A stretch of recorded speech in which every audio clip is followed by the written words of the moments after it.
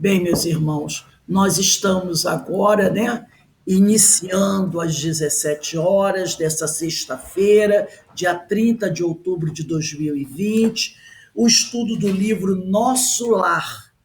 Nós estamos estudando o capítulo 5, que tem por título Recebendo Assistência.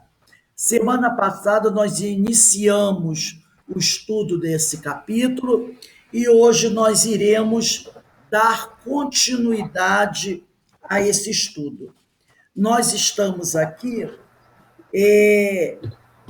vou retornar um pouquinho ao parágrafo anterior, quando nós encerramos a aula na semana passada, que diz assim: identificando minha perplexidade natural, prosseguiu.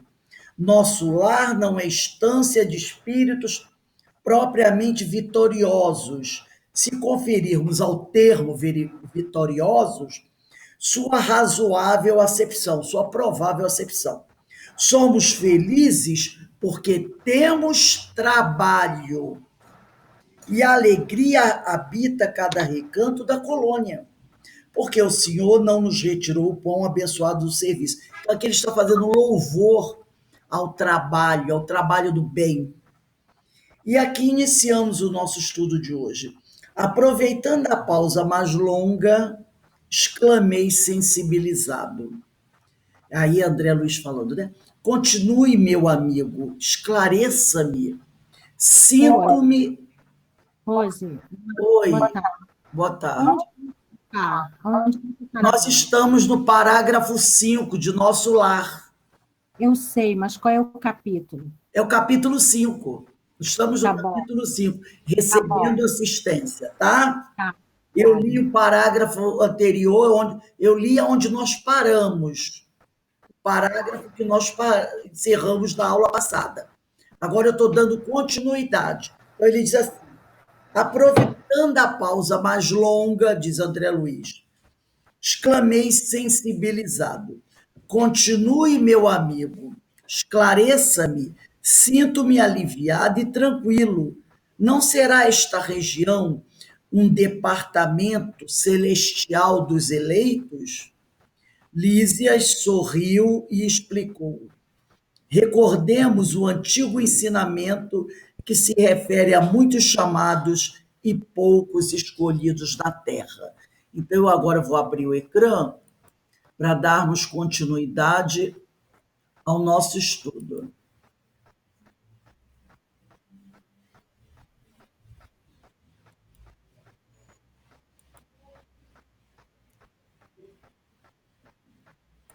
Então, está aqui. Desculpe, meus irmãos, mas. Opa, deixa eu desligar aqui o celular, estou conseguindo. Então, curso do livro Nosso Lar, Franciscano Xavier, capítulo 5, estamos na nossa segunda parte, né? Então, ele diz aqui: a que ensinamento Lísias se refere sobre muitos chamados e poucos eleitos, né? Porque ele diz aqui: recordemos o antigo ensinamento que se refere a muitos chamados e poucos escolhidos na terra. Então, nesse ensinamento, Lísia se refere sobre muitos chamados e poucos eleitos. Se refere à parábola do grande banquete, que está lá em Mateus, capítulo 22, versículos de 1 a 14. E eu vou ler aqui essa parábola para nós relembrarmos como é que ela, como ela acontece. Então, em Mateus, capítulo 22, de 1 a 14, tem esse seguinte título no Evangelho: o rei celebra as núpcias de seu filho. Jesus, versículo 1, tomando a palavra, tornou-lhes a falar em parábolas, dizendo: o reino dos céus é semelhante a um rei que preparou o banquete de bodas de seu filho. Mandou seus servos chamar os convidados para as bodas e não quiseram ir. Enviou de novo outros servos, dizendo: dizei aos convidados, Eis que preparei o meu banquete. Os meus touros e animais cevados já estão mortos, e tudo pronto. Vinde às núpcias. Mas eles desprezaram o convite, né? E foram-se, um para sua casa de campo e outro para o seu negócio. Outros lançaram mão dos servos que ele enviara, ultrajara-nos e mataram-nos. O rei, tendo ouvido isto, irou-se e, mandando os seus exércitos, exterminou aqueles homicidas e pôs fogo à sua cidade. Então disse aos seus servos: as bodas com efeito estão preparadas, mas os que tinham sido convidados não eram dignos. E depois as encruzilhadas das ruas, e a quantos encontrardes, convidai-os para as núpcias. Tendo saído os seus servos pelas ruas, reuniram todos os que encontraram, maus e bons, e ficou cheia de convidados a sala do banquete das bodas. Entrou depois o rei para ver os que estavam à mesa, e viu lá um homem que não estava vestido com veste nupcial, e disse-lhe: amigo, como entraste aqui não tendo a veste nupcial? Ele, porém, emudeceu. Então disse o rei aos seus servos: atai-o de pés e mãos e lançai-o nas trevas exteriores. Aí haverá pranto e ranger de dentes, porque são muitos os chamados e poucos os escolhidos, né? E aqui o André Luiz, o Lísias, ele fala de poucos os eleitos.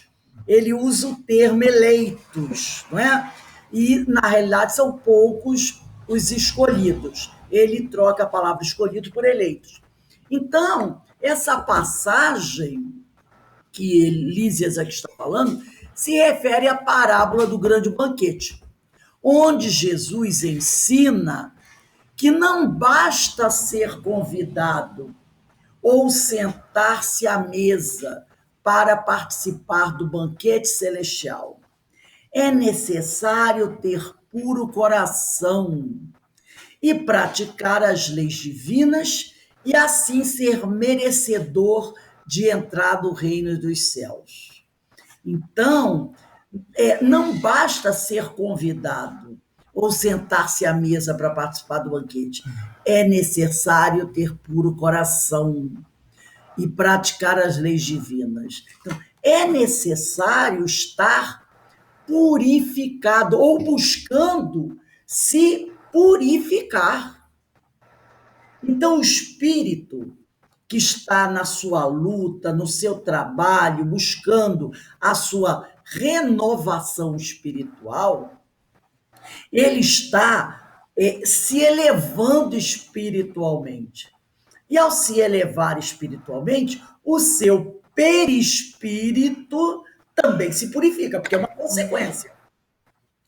Não é o perispírito que se purifica e isso vai provocar a purificação do espírito. Não, é a purificação do espírito que vai levar a uma purificação perispiritual.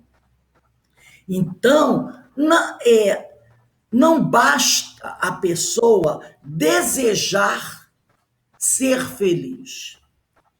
É preciso que ela faça um movimento para alcançar essa felicidade. Porque pessoas que têm vontade, eu gostaria tanto, não é? Eu queria ser tão feliz, eu queria ser assim, isso tem muitos. Convidados, todos somos. Jesus continuamente está passando por nós. Toda vez que nós estudamos as passagens do Evangelho, estamos vendo isso no estudo da Gênesis, estamos vendo no estudo das parábolas, Jesus está sempre em movimento, sempre indo daqui para ali, de lá para cá, trazendo, levando o seu ensinamento a quem quer que seja. Mas não basta que Jesus convide. É preciso que aquele que é convidado aceite o convite. E aceitar o convite é o quê? É começar a trabalhar na sua renovação. Então é necessário ter puro coração. é necessário buscar se elevar e ter a sua veste nupcial purificada. E como se faz isso? Praticando os ensinos do Senhor. E assim se torna o cidadão merecedor de entrar no reino dos céus. Então, há condições para isso. Mas Jesus falou, né, que o jugo dele era suave. Não é algo extraordinário que o cidadão terá que fazer. É uma coisa leve, não é tanto esforço assim. Não é? Então, Jesus diz, o meu jugo é suave. Então, se nós começarmos a praticar as leis divinas, a seguir os ensinos do Senhor, a amar os nossos semelhantes, aquela série de coisas que todos nós sabemos que precisamos fazer, nós seremos merecedores de entrar no reino dos céus. E é isso que Lísia está informando, né, ao nosso irmão André Luiz. Vamos continuar a leitura do livro. E vagueando, quer dizer, percorrendo o olhar no horizonte longínquo, como a fixar experiências de si mesmo no painel das recordações mais íntimas, acentuou. Olha só, André Luiz, nesse momento, ele está começando a refletir sobre toda a sua vida, sobre aquilo que ele fez, suas atitudes, sua conduta, e também o que deixou de fazer e que era necessário que tivesse feito, né? Então ele começa a refletir como se ele tivesse desejoso de fixar as experiências de si mesmo no painel das recordações mais íntimas. E acentuou: as religiões no planeta convocam, quer dizer, convidam as criaturas ao banquete celestial. Em sã consciência, ninguém que se tenha aproximado um dia da noção de Deus pode alegar ignorância nesse particular. Incontável é o número dos chamados, meu amigo. Mas onde estão os que atendem ao chamado? Né? Então, nós percebemos aí as reflexões, né, que estão sendo feitas pelos nossos companheiros. Por quê? O próprio Emmanuel ele diz assim: todo aquele que tem 5 minutos do Evangelho já não pode mais alegar ignorância, né? E realmente as religiões do planeta convocam as criaturas ao banquete celestial. Em sã consciência, ninguém que se tenha aproximado um dia da noção de Deus pode alegar ignorância nesse particular. Incontável é o número dos chamados, meu amigo, mas onde os que atendem ao chamado? Na realidade, essa reflexão é do Lísias, nem é do, eu falei André Luiz, mas é do Lísias, né? E, realmente, muitos de nós fomos chamados. O número daqueles que entraram em contato com o Evangelho do Senhor são também um número incontáveis de pessoas. E se nós começarmos a refletir, vamos perceber que realmente muitos poucos de nós podemos alegar ignorância. Às vezes a gente até banca o cara de pau, alegando que não sabe, mas nós sabemos. Hoje, nós temos inúmeras oportunidades de conhecer o Evangelho, de conhecer a palavra do Senhor. Ontem nós estávamos falando sobre isso na nossa palestra das 19h30, né? Sobre o número de oportunidades que muitos de nós acabou tendo com essa pandemia. Porque antes Todo mundo dizia, eu não tenho tempo de estudar, porque tenho trabalho, eu tenho isso e aquilo. Aí veio a pandemia, todo mundo ficou dentro de casa. E aí, de repente, nós nos demos conta das lives. Meu Deus do céu. É live para todo lado. Você vai para o YouTube, é live, todo mundo fazendo live, falando de Jesus. São mensagens, estudos. Tem gente dizendo, e ontem uma das companheiras falou isso, eu nunca estudei tanto. Hoje, com essa pandemia, eu tenho estudado todos os dias praticamente. Quando não estou fazendo cursos, estou assistindo uma live de uma casa espírita, de um outro companheiro. Então, quem é hoje que pode alegar ignorância? Muito poucos. Verdadeiramente muito poucos, né? Mas, e é como ele diz aqui, incontável número dos chamados, meu amigo. Mas onde estão os que atendem ao chamado? Onde estão esses companheiros? Então, por que muitos são chamados? E quem são os poucos escolhidos a estarem no banquete celestial de felicidade? Porque se são muitos chamados, por que o número dos escolhidos é tão pequeno? Muitos são chamados porque ninguém que se tenha aproximado um dia, olha o que ele está dizendo aqui, porque ninguém que se tenha aproximado um dia da noção de Deus pode alegar ignorância sobre suas leis de amor e bondade. Um dia. Emmanuel já é mais generoso, né? Ele diz assim: quem, ou mais duro, ele diz: quem já tem 5 minutos de evangelho não pode alegar ignorância. O Ulisses aqui, ele fala, né, que aquele que tenha se aproximado um dia da noção de Deus, logicamente, esse um dia, ele não está falando de 24 horas, não é? É um outro tempo, um tempo muito maior. Aquele que teve contato com a noção de Deus, com as leis do Senhor ao longo da sua vida, e todos nós já tivemos de alguma forma, pode alegar ignorância sobre suas leis de amor e bondade.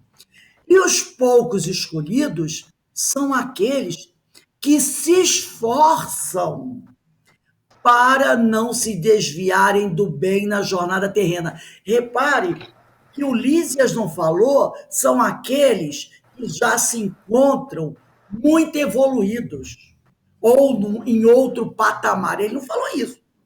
Ele disse, são aqueles que se esforçam. Então, se você está se esforçando, mas esse esforço é sincero, o seu coração, a sua consciência tem que aprovar isso. Porque às vezes a boca diz uma coisa, eu estou me esforçando, mas a consciência diz, nada disso, você não está se esforçando. Né? Então a consciência tem que aprovar aquilo que você está dizendo. Se a sua consciência aprova quando você diz que você está se esforçando para não se desviar do bem nesta encarnação, e vamos tratar desta, não da que passou, nem da que virá amanhã, vamos falar desta, e se a sua consciência aprova, então você pode se considerar entre os poucos escolhidos. Né? Então, isso é claro. E ele mostra, esforçam. Então, como fizeram aquela pergunta, né? Quem são os melhores médios? São aqueles que estão se esforçando. Então, se nós estamos nos esforçando e a nossa consciência aprova isso, essa afirmação nossa, então nós estamos entre os poucos escolhidos, que estão buscando não se desviar do bem na jornada terrestre. E esse desviar do bem é aquele que cumpre a lei de justiça e caridade. É aquele que respeita o seu próximo, que está buscando exercer o perdão, que foi o estudo da palestra que ontem à noite a nossa irmã Denise Fernando fez, né? A importância do perdão, aquele que está se esforçando para realmente, verdadeiramente, perdoar, né? E isso é importantíssimo. Então ele diz aqui, buscam esses poucos escolhidos, esses esforçados, melhorar-se e praticar a caridade exemplificada pelo mestre, tornando-se assim merecedores da felicidade. Então, o mestre é o nosso exemplo. Então, nós observamos o exemplo do Senhor e buscamos seguir esse exemplo para podermos ser merecedores dessa felicidade, que não é a felicidade da terra, né? É a verdadeira felicidade. É a felicidade da consciência tranquila, daquela que sabe que está fazendo tudo para se tornar um verdadeiro cristão. Então, vamos continuar aqui a leitura do livro. Aí continua o nosso irmão Lísias. Com raras exceções, a massa humana prefere aceitar, quer dizer, aceitar a outro gênero de convites. Olha aí, a outro gênero de convites. Gasta-se a possibilidade dos desvios do bem, agrava-se o capricho de cada um, elimina-se o corpo físico a golpes de irreflexão. Resultado, porque tudo tem consequências, milhares de criaturas retiram-se diariamente da esfera da carne, em doloroso estado de incompreensão. Multidões sem conta, erram em todas as direções nos círculos imediatos à crosta planetária, constituída de loucos, doentes e ignorantes. Então, olha aí, resultado: milhares de criaturas retiram-se diariamente da esfera da carne, em doloroso estado de incompreensão. Multidões sem conta erram em todas as direções dos círculos imediatos à crosta planetária, constituída de loucos, doentes e ignorantes, né? Então aí nós podemos refletir.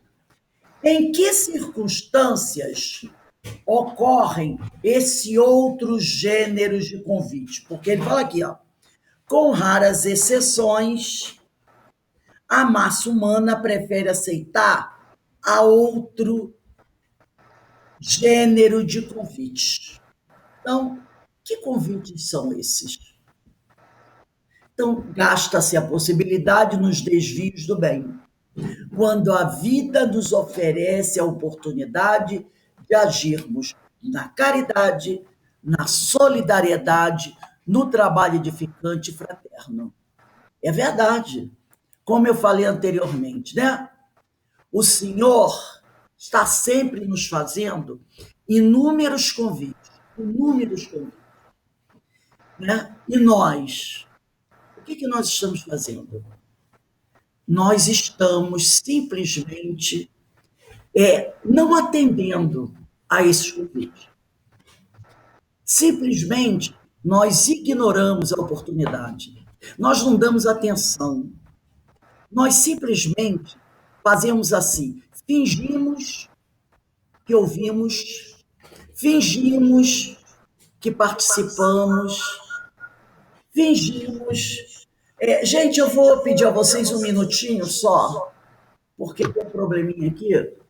Eu vou aguardar que o probleminha se corrija para não atrapalhar a aula. Então, nós fingimos que participamos, né? Para agradar A, para agradar B. Mas a verdade é que nós não damos atenção verdadeira. Nós fingimos, né? E aí nós gastamos as nossas possibilidades nos desvios do bem, quando a vida nos oferece a oportunidade de agirmos na caridade, na solidariedade, no trabalho edificante e fraterno. E utilizamos desculpas e outros interesses para nos desviarmos desses compromissos e da responsabilidade com a nossa própria evolução. Quer dizer, não estamos preocupados com a nossa evolução, né? Somos aqueles que ficamos assim, conforme o vento bate, eu vou, né? Se o vento joga para a direita, eu vou. Se o vento vai para a esquerda, eu também vou, né? Não abraço o compromisso. Finjo que abraço. Finjo que abraço. Penso que engano alguém, mas não engano ninguém. Não engano ao Senhor. Eu engano a mim mesmo. E por que eu faço isso? Para nos desviar desses compromissos e da responsabilidade com a nossa própria evolução. Agrava-se o capricho de cada um, porque toda atitude tem uma consequência. Ao mantermos essa postura egoísta, não repensando nossos valores, ideias e atitudes, para melhorarmos o que somos. E elimina-se assim, porque muitas vezes nós levamos a nossa vida no, como diz o popular, no vai da valsa, né? E eliminamos o corpo físico a golpes de irreflexão, por consequência. Foi o caso de André Luiz. André Luiz, ele viveu uma vida irrefletida, né? Não parava para pensar no que estava fazendo e simplesmente as consequências dos seus atos acabaram trazendo para ele problemas gravíssimos. Então, nós vamos agora dar uma olhada no Livro dos Espíritos, questões 714, 714A e nota de Allan Kardec. Então, está aqui, 714. Que se deve, capítulo 5 da Lei de Conservação. Que se deve pensar do homem que procura nos excessos de todo gênero o requinte dos gozos? Pobre criatura, mais digna e de lástima que de inveja, pois bem, perto está da morte. 714A. Perto da morte física ou da morte moral? De ambas. E tem uma notinha aqui, né? O homem que procura nos excessos de todo gênero o requinte do gozo, coloca-se abaixo do bruto, pois que este sabe deter-se quando satisfeita a sua necessidade. Abdica da razão que Deus lhe deu por guia. E quanto maiores forem seus excessos, tanto maior preponderância confere ele à sua natureza animal sobre a sua natureza espiritual. As doenças, as enfermidades e ainda a morte que resultam do abuso são ao mesmo tempo o castigo, a transgressão na lei de Deus. Então, esse homem, ele não tem a quem reclamar. E é o que está acontecendo com André Luiz. Ele não tem a quem reclamar. Ele agora começa a perceber as oportunidades que bateram à porta dele e como ele simplesmente ignorou tudo isso. E qual é a consequência? É a dificuldade que ele vive agora, né? Sabedor da oportunidade que ele perdeu. Então vamos continuar aqui. Continuando esse trecho que nós lemos, podemos dizer também: de que maneira elimina-se o corpo físico a golpes de irreflexão?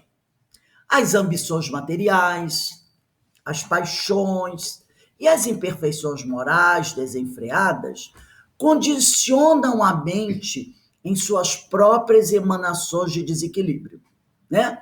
Então, ambições materiais, paixões, imperfeições morais não são qualquer imperfeição moral. Senão a pessoa vai dizer: ai, meu Deus do céu, eu tenho imperfeições morais. Não, imperfeições morais desenfreadas.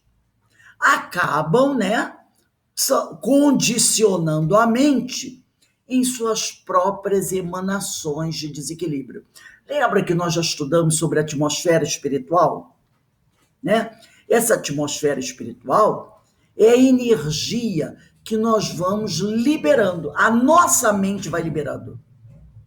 E nós acabamos nos condicionando, nos impregnando dessas emanações que vão penetrando fundo em nossos corpos, em nossos órgãos, promovendo os desequilíbrios, gerando uma multidão de loucos, cuja insanidade moral repercute no corpo espiritual, no nosso perispírito, e atinge o corpo físico, que está ligado a esse corpo espiritual, molécula a molécula, gerando uma multidão de doentes, que, na verdade, tornam-se incapazes de enxergar e perceber os caminhos de luz, aprendizado e felicidade, gerando, assim, uma multidão de ignorantes.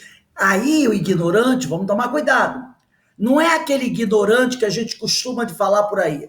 Ah, essa pessoa aqui, ele é grosseiro, ele é um estúpido. Não. Ignorante aqui no sentido daqueles que não, que já ouviram, já conhecem a lei do Senhor, mas não a praticam. São os piores. Porque, se vocês lembram, sobre a vida, alguém conhece aqui sobre a vida de Eurípides Barçanufo? Tem uma passagem onde Eurípides, ele tem um desdobramento.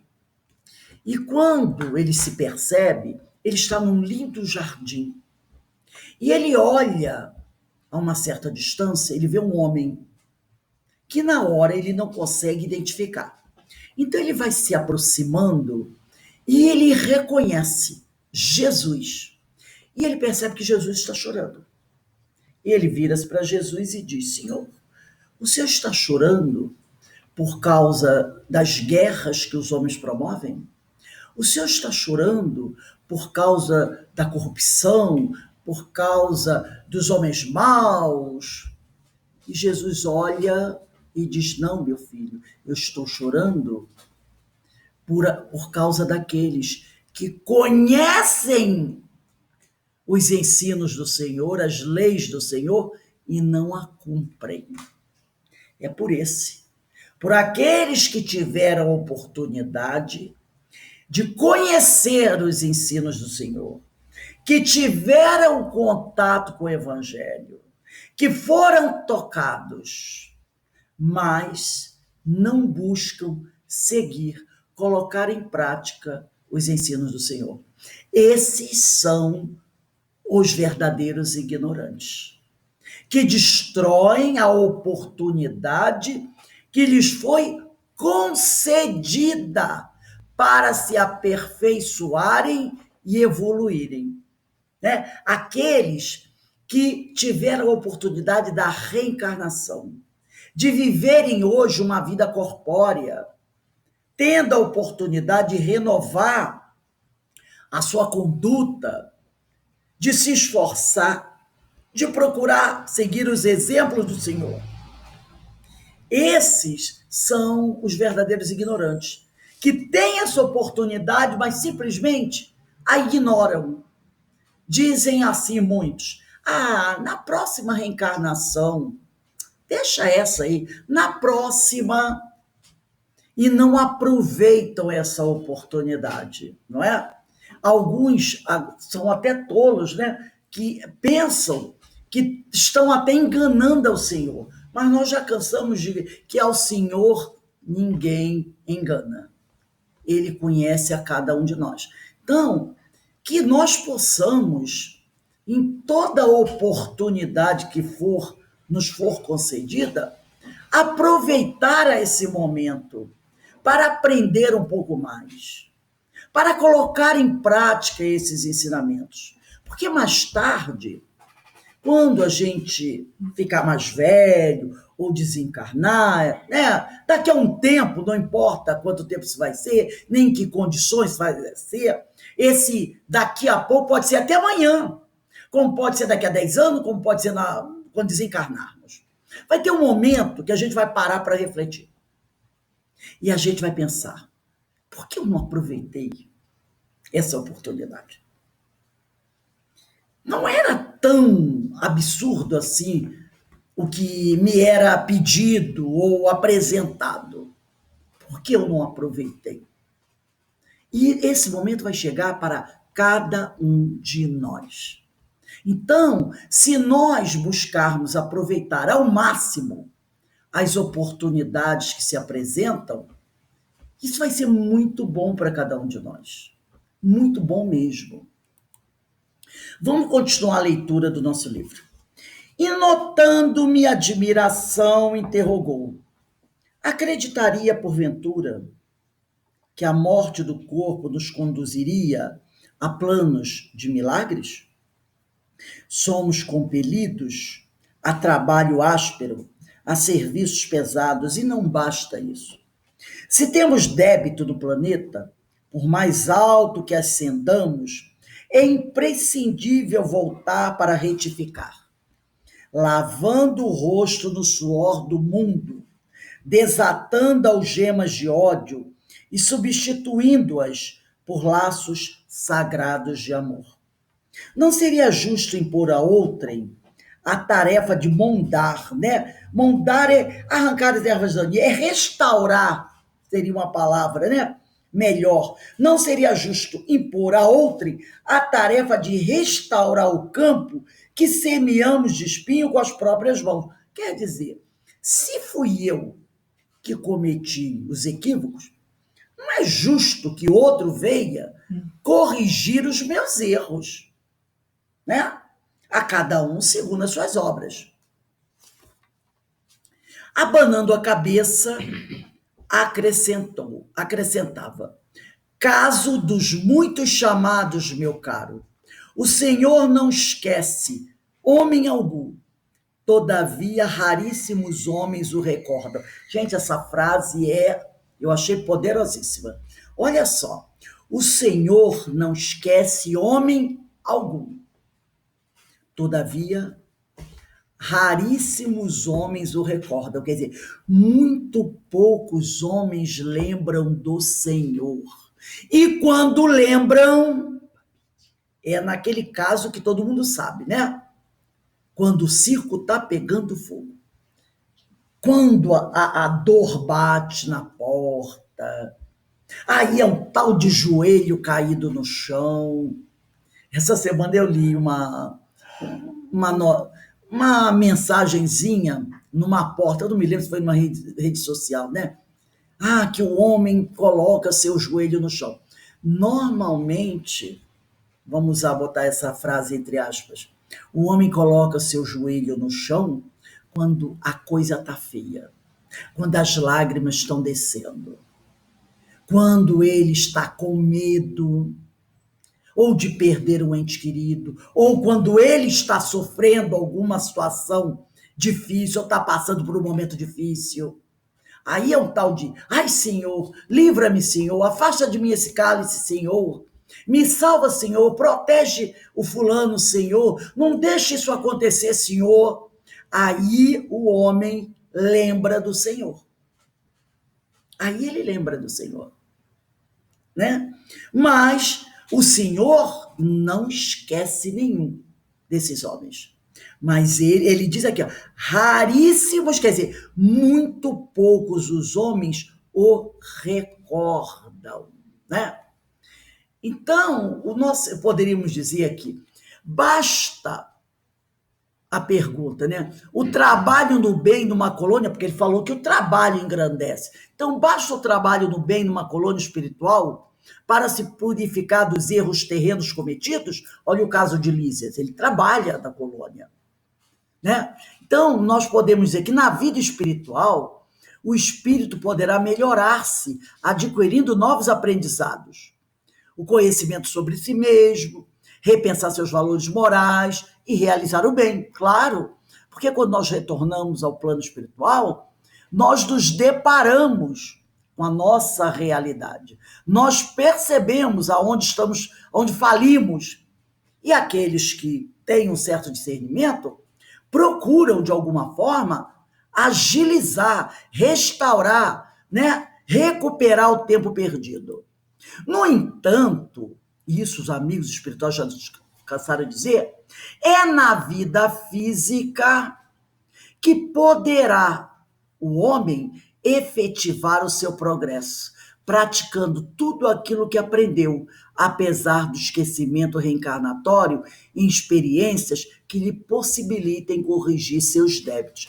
É aqui, nessa escola da vida, é que nós vamos realmente efetivar o nosso progresso. A reencarnação nos possibilita isso.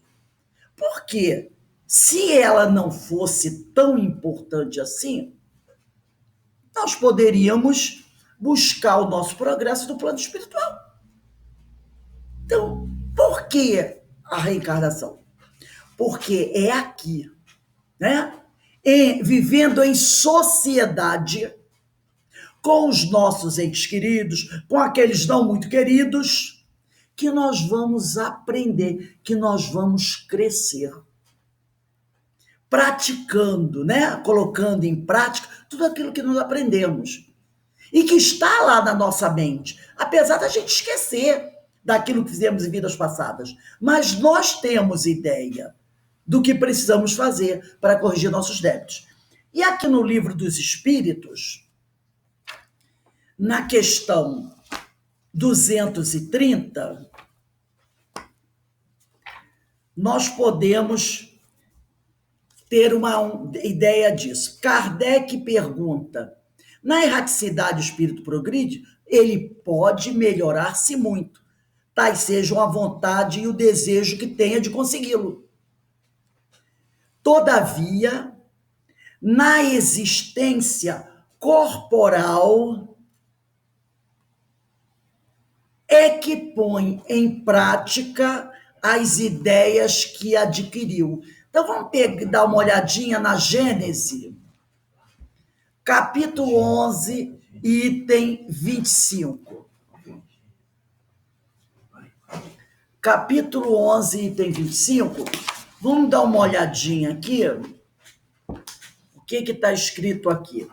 Está assim escrito, ó. Capítulo 11, item 25.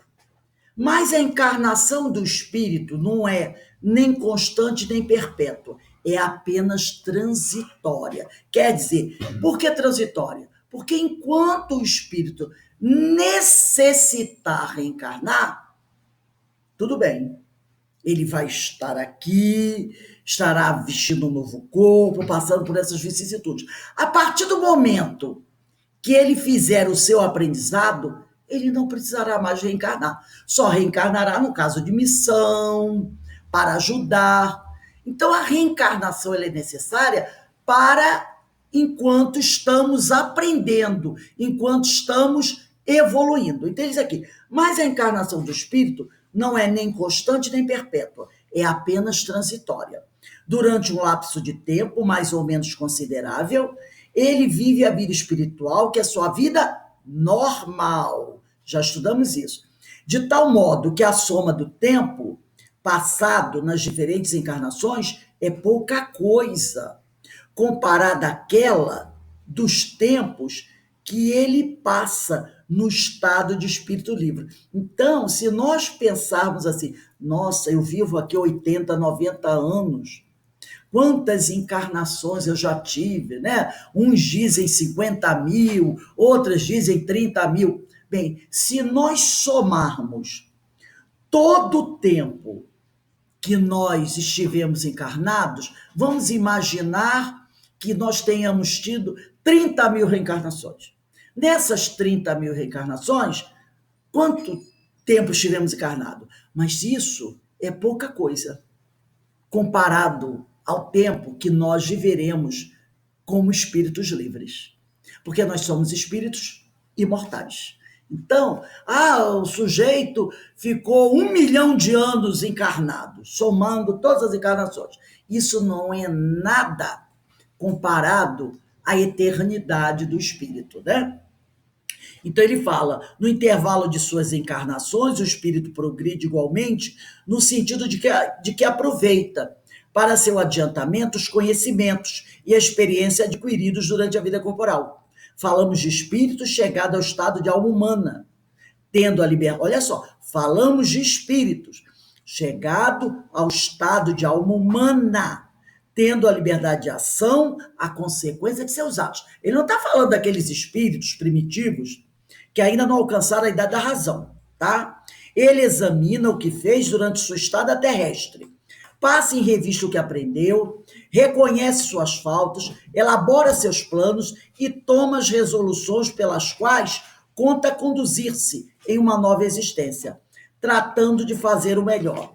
É assim que cada existência é um passo adiante no caminho do progresso, uma espécie de escola de aplicação. Então, cada existência é uma escola de aplicação para cada um de nós.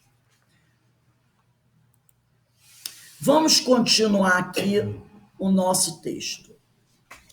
Por que né? Então, estamos lá. Nós já lemos aqui. Vamos continuar analisando. Por que é necessário, como disse Lísias, corrigir o campo que semeamos de espinho com as próprias mãos? Quer dizer, por que a gente é necessário que nós mesmos venhamos a corrigir nossos erros? Aí eu me lembrei, agora me veio uma imagem que eu vi no Facebook. Eu acho que foi, não tenho certeza, o vídeo foi colocado, foi postado pelo nosso irmão Marcos de Mário. Eu acho que todos vocês já ouviram, já conhecem o Marcos de Mário, né? Ele é um palestrante espírita, né? Um estudioso e muito voltado para a evangelização, para a educação de espíritos. Então ele colocou um vídeo que eu achei muito interessante, de um bebê. A menininha devia ter uns 2 a 3 anos. Eu penso que talvez seja a neta dele. E na frente dela uma estante. E muitos brinquedos espalhados pelo chão. Então ela está de shortinho, camisetinha, e ela está pegando, deve ter uns 10 a 15 brinquedinhos, todos espalhados assim na sala. E na frente dela tem uma estante cheio de espaços, né? Vários quadradinhos vazios. E ela está pegando cada brinquedinho daquele e colocando no espaço da estante. E ela abaixa, pega um e coloca. Aí ela abaixa, pega o outro, vira o bonequinho para lá, vira o bonequinho para cá e bota, e vai colocando. E aí ele escreveu uma informação. Aquele que desarrumou tem a obrigação de arrumar. Entendeu? Então, mostrando que é de pequenininho que você começa a ensinar. Já que foi ela que espalhou os brinquedos, é da responsabilidade dela guardar os brinquedinhos. E aquela estante, a gente percebe que é uma estante de criança. Deve ser aonde a mãe dela guarda os brinquedos. Ela tirou, espalhou tudo e depois está ela pegando brinquedinho por brinquedinho e colocando. A mãe deve ter dito, vai lá, você espalhou, você guarde. Então, olha essa frase aí. Por que é necessário corrigir o campo que semeamos de espinho com as próprias mãos? Ora, já que fomos nós, que espalhamos os brinquedos, quem é que tem que arrumar o campo? É aquele que semeou o espinho, aquele que espalhou os brinquedos. Se você desarrumou tudo com as suas próprias mãos, é da própria responsabilidade da pessoa buscar fazer as correções. Então, porque somos responsáveis por tudo aquilo que praticamos. Na vida espiritual, o espírito arrependido e consciente de seus erros, ele deseja uma nova encarnação. Muitas vezes ele implora uma nova encarnação, onde possa ele mesmo reparar suas faltas, desatando algemas de ódio e substituindo-as por laços sagrados de amor, né? E lá no livro Céu e Inferno, na primeira parte, capítulo 7, Código Penal da Vida Futura, tem uma publicação que eu resolvi colocar aqui para que todos possamos ler juntos. No item 9 do capítulo 7 da primeira parte, diz assim: toda falta cometida e todo mal realizado é uma dívida contraída que deverá ser paga. Se não for em uma existência, será na seguinte, ou seguintes, porque se foram muitos brinquedos que nós espalhamos, ou muitos espinhos que nós semeamos, às vezes uma encarnação só não dá para resolver o problema. Porque todas as existências são solidárias entre si. Aquilo que você traz da existência passada não fica perdido. Passa para essa reencarnação para nós corrigirmos. E se não conseguirmos corrigir, segue avante. No item 16, embora seja o primeiro passo para a regeneração, o arrependimento não basta por si só. Então não adianta o sujeito botar o joelho no chão e dizer: ó Senhor, eu estou muito arrependido. São precisas a expiação, que é o processo educativo, né? A dor, sofrimento. E a reparação, que é corrigir, reparar. É guardar os brinquedos no lugar certo, né? Arrumar tudo direitinho. Desse modo, arrependimento, expiação e reparação são as 3 condições necessárias para apagar os traços de uma falta e suas consequências. É a trilogia da salvação, podemos dizer assim: arrependimento, expiação e reparação, né? A famosa trilogia que todos nós temos que encarar. O arrependimento suaviza os travos, quer dizer, os amargores. Lembra? Travou na minha garganta, a gente não fala assim? Da expiação, o arrependimento suaviza. Porque tem uns que vão expiar e não se arrependeram, mas vão passar pela dor.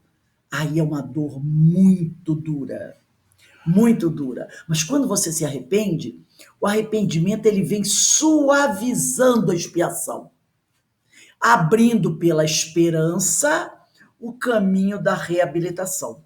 Só a reparação, contudo, olha essa observação, só a reparação, contudo, pode anular o efeito, destruindo-lhe a causa. Só depois que nós repararmos tudo que fizemos de errado, nós podemos destruir a causa que originou todo esse sofrimento. No item 17, a reparação consiste em fazer o bem àqueles a quem se havia feito o mal. Quem não repara os seus erros numa existência, por fraqueza ou má vontade, se achará numa existência ulterior, quer dizer, numa existência seguinte, com as mesmas pessoas que de si tiveram queixas e em condições voluntariamente escolhidas, de modo a demonstrar-lhes reconhecimento e fazer-lhes tanto bem quanto mal lhes tenha feito. E aí diz aqui, ó, repare isso aqui: se achará numa existência futura com as mesmas pessoas que de si tiveram queixas, normalmente numa família, na mesma família. Normalmente na mesma família, né? Para que não haja oportunidade de fugir da reparação. E olha que tem gente que arruma um jeito de fugir. Olha que tem gente que consegue achar uma portinha para escapar. Mas normalmente vem na família. Para que você possa reparar. Porque às vezes a pessoa diz assim, porque ele disse aqui uma coisa, né, interessante. Ele diz assim, ó: a reparação consiste em fazer o bem àqueles a quem se havia feito o mal. Aí a pessoa diz assim, mas espera aí, aquela pessoa que eu fiz o mal, ela desencarnou. Ela não está mais aqui. Como é que eu vou reparar o erro que eu cometi? Se ela desencarnou, se ela não está mais próximo. Fica essa dúvida, né? Poxa, ele morreu, ela morreu, eu não tenho como reparar o erro. Ora, você vai reencarnar novamente. Você vai reparar novamente, né? Vai reencarnar novamente. E aquela pessoa a quem você fez o mal, ela vai reencarnar como um filho, como uma mãe, né? Como um irmão. De repente vai ser um cônjuge, né? Então você estará junto a essas pessoas. E estando junto dessas pessoas, você terá a oportunidade de reparar a falta cometida contra ela. Daí, né, ser a família uma das mais. Havia até uns anos atrás essa frase, né? A família, a invenção mais genial de Deus. Porque é na família que nós vamos ter oportunidade de reparar, nos reconciliarmos com esses irmãos que nós ferimos, prejudicamos numa vida passada e que não tivemos oportunidade de nos ater com ele, porque ele desencarnou, ou a pessoa foi embora, não quis saber mais da gente, e aí você se arrependeu e disse, poxa, eu queria tanto me desculpar com ele, mas ele foi embora, eu nunca mais vi. Como pedir desculpas? Não se preocupe. O Senhor dará a cada um de nós a oportunidade de reparar. Eu me lembro da história do Máscara de Ferro, lembra? O Divaldo com Máscara de Ferro, que era um adversário terrível de vida passada. Um inimigo que o Divaldo tinha, um obsessor implacável. Implacável. E ele seguiu o Divaldo onde ele fosse, procurando meios de prejudicar o Divaldo. Até que o Divaldo, lá na Mansão do Caminho, recebe uma criança que foi abandonada. Era uma criança cheia de problemas, se eu não me engano. Era uma criança cheia de muitos e muitos problemas. E o Divaldo a recebe e adota como seu filho, como sua filha, uma menina como sua filha. E era uma criança que, para os nossos padrões de beleza, né? E nossos padrões de beleza são muito mesquinhos, podemos dizer assim, ninguém achava uma criança bonita, né? Porque nós temos esses padrões de beleza muito rasteiros. E ele cuidava da menina com todo carinho. Um dia ele estava sentado no jardim e o espírito se materializou, dizendo para ele que estava observando o comportamento dele. Apresentou-se, disse quem era, Divaldo reconheceu, era o Máscara de Ferro, né? E ele disse que ele estava ali, naquele momento, para dar um aviso ao Divaldo. Primeiro ele disse, não acredito em você. Acho que você está agindo com hipocrisia. Porque você recebeu aqui uma menina órfã e trata ela muito bem. Eu não acredito em você, acho que isso aí é falsidade sua. Mas vou dar a você uma oportunidade de provar que a sua atitude é verdadeira. Não vou persegui-lo mais. Vou ficar observando o seu comportamento em relação à criança. Se eu perceber que o seu comportamento em relação a ela é verdadeiro, eu deixarei de ser seu adversário. E poderia até me tornar seu amigo. Mas se eu descobrir que seu comportamento é uma mentira, eu vou persegui-lo terrivelmente. Aí o Divaldo, né? Tudo bem, meu irmão. Aí ele falou, fique sabendo que esta menina foi minha mãe em outra reencarnação. E você está me devendo, porque você me fez muito mal. Então, olha só, o Divaldo tinha problemas com máscara de ferro em vidas passadas. Quem conhece a história do Divaldo sabe que ele teve uma reencarnação na época em França, quando ele foi um lá dos companheiros do cardeal Richelieu, que não era nenhuma flor cheirosa, né? Então, era um adversário muito antigo. E agora, e o Divaldo, com certeza, nas reencarnações passadas, não tivera a oportunidade de reparar os problemas com esse companheiro. Mas agora, na vida atual, ele estava tendo essa oportunidade de reparar, de pagar, né? De entrar em harmonia com esse companheiro através do espírito daquela criança que tinha sido mãe desse terrível adversário.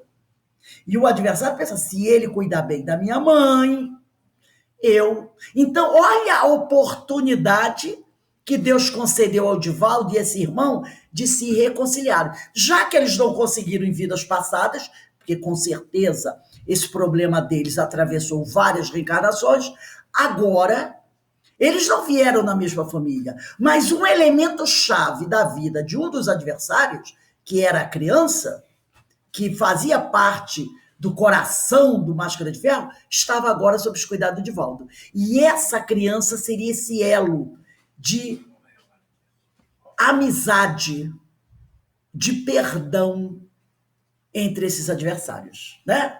Então, ninguém vai deixar de buscar se reajustar com seus adversários. Todos nós, não importa quantos tenhamos, o Senhor nos proporcionará inúmeras reencarnações para que a gente possa se reconciliar com os nossos desafetos. Não importa quantos sejam, nenhum deles ficará esquecido. Então, por isso é importante na vida atual a gente não buscar desenvolver nenhum desafeto, porque nós já temos muitos para nos reconciliarmos. Então, que a gente procure nessa vida resolver tudo agora, como diz lá no Evangelho, né? Procura se reconciliar com seus adversários enquanto você está a caminho nessa encarnação, para não levar nenhum novo desafeto para a vida futura, porque nós temos muitos da vida passada para resolver. Então, que se a gente for resolvendo os da vida passada, vai diminuindo os números. E se a gente não acrescentar mais nenhum, estaremos no lucro. Então, que a gente possa buscar fazer isso, né? Então, como ele diz aqui, em condições voluntariamente escolhidas, de modo a demonstrar reconhecimento e fazer-lhes tanto bem quanto mal lhes tenha feito. Então, vamos agora a mais um trechinho do nosso livro. Acabrunhado com a lembrança dos próprios erros, que aí o André Luiz, né, tá de cabeça baixa. Diante de tão grandes noções de responsabilidade individual, que agora ele está tendo noção da responsabilidade que cabe a ele. Objetei, como fui perverso. Quer dizer, ele fez essa observação. Como fui perverso. Contudo, antes que me alongasse noutras exclamações, que ele ficasse se lamuriando, né? O visitador da saúde, nosso irmão Lísias, colocou a destra, a mão direita, carinhosa em meus lábios, murmurando. Quer dizer, mandando ele se calar, né? Gentilmente. Cale-se. Meditemos no trabalho a fazer. Né? É aquela coisa, não fica olhando para trás. Olha para o futuro, para frente. No arrependimento verdadeiro, é preciso saber calar para construir de novo. Belíssima essa mensagem. Meditemos no trabalho a fazer. No arrependimento verdadeiro, é preciso saber calar para construir de novo. Porque se a gente fica falando, se a gente fica se lamentando, a gente perde o tempo do trabalho, né? A gente perde o tempo do trabalho. Então, por quê? No arrependimento verdadeiro é preciso saber falar, ou melhor, é preciso saber calar, na verdade, né? Não é falar, é calar para construir de novo. Então vamos ler. Porque no arrependimento verdadeiro é preciso saber calar. Aqui está falar, mas não é. Calar. Troca o F pelo C. É preciso saber calar, fazer silêncio para construir de novo. Ficar se lamentando e se penalizando pelos erros cometidos não mudará a condição do devedor, só o enfraquecerá. Paulo de Tarso, melhor exemplo. Saulo Paulo. Não ficou perdendo tempo com lamúrias. Abraçou a tarefa e seguiu em frente. E terminou a sua caminhada vitorioso.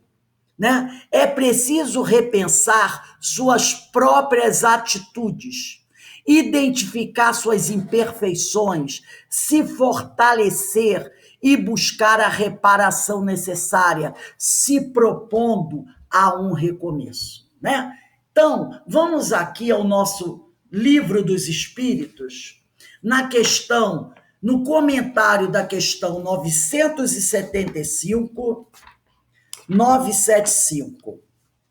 Diz lá, no 975, nós vamos pegar o comentário de Allan Kardec, que ele diz assim: na erraticidade, o espírito descortina de um lado todas as suas existências passadas.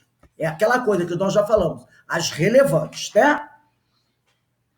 De outro, o futuro que lhe está prometido e percebe o que lhe falta para atingi-lo. É qual viajor que chega ao cume de uma montanha, vê o caminho que percorreu e o que lhe resta percorrer, a fim de chegar ao fim da sua jornada. Ele não fica sentado chorando. Ele olha, vê o que já percorreu e olha para frente, vê o que precisa percorrer e segue em frente. E vamos olhar a questão 991. Questão 991. A 991, Kardec pergunta: qual a consequência do arrependimento no estado espiritual? E eles respondem: desejar o arrependido uma nova encarnação para se purificar. O espírito compreende as imperfeições que o privam de ser feliz e por isso aspira a uma nova existência em que possa expiar suas faltas. Mesmo que muitos de nós digam assim: eu não pedi para nascer, eu não pedi essa encarnação, eu não pedi para passar por isso. Pedimos sim, porque no plano espiritual a gente tem uma visão de tudo isso. Né? Então nós compreendemos as imperfeições, como o nosso companheiro André Luiz está percebendo, e percebe que foram essas imperfeições que não deixaram ser feliz, e aí ele solicita uma nova existência para que ele possa expiar aí as suas faltas. Né? Então, que todos nós possamos aproveitar essa nossa oportunidade que estamos aqui, né? Que estamos vivenciando nessa reencarnação, e abraçar a tarefa, seguindo as orientações dos amigos espirituais, né? Buscando nos reconciliar com os nossos adversários, enquanto estamos a caminho, trabalhando, nos esforçando, como nós vimos, né? Que o companheiro falou, para modificarmos as nossas condutas, para que possamos ser aceitos entre os poucos escolhidos no reino do Senhor.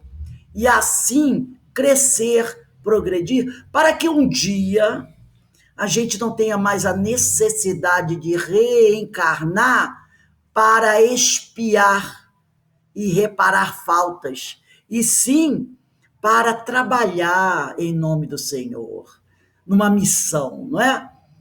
São oportunidades que nos são dadas e que cada um de nós busque aproveitá-las, não deixando que elas passem por nós como uma folha sendo levada pelo vento. Alguém gostaria de fazer algum comentário, de se colocar para alguma ideia, perguntar alguma coisa, fique à vontade, a hora é essa.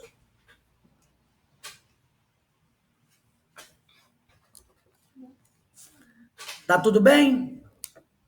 Não tem nenhuma dúvida, nenhum questionamento, não, né? Deu para a gente captar bem a mensagem?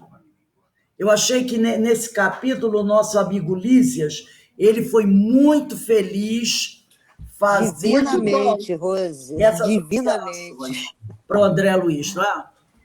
Foi Muito, excelente. muito esclarecedor mesmo. É um chamado Muito bom. de atenção que o Lísias... Puxão de orelha, puxão de orelha. Exatamente, né? Que o Lísias dá para o André Luiz e para todos nós. Não podemos perder mais oportunidades, não é verdade?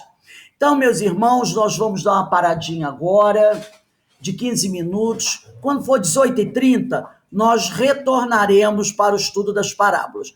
Aqueles que estarão conosco, eu deixo um beijo no coração. Carmen, dá aí um abraço no nosso irmão Jorge, tá bom? Tá bem. Eu hoje não participei, entrei agora, vou rapidamente falar com vocês, agradecer, porque está tudo muito bem, está tudo muito Graças bem. a Deus. Então, a gente só tem a agradecer a Deus, agradecer a vocês também que tem. Dá um beijinho. Oh, maravilha. Viu, Rose? Ele até está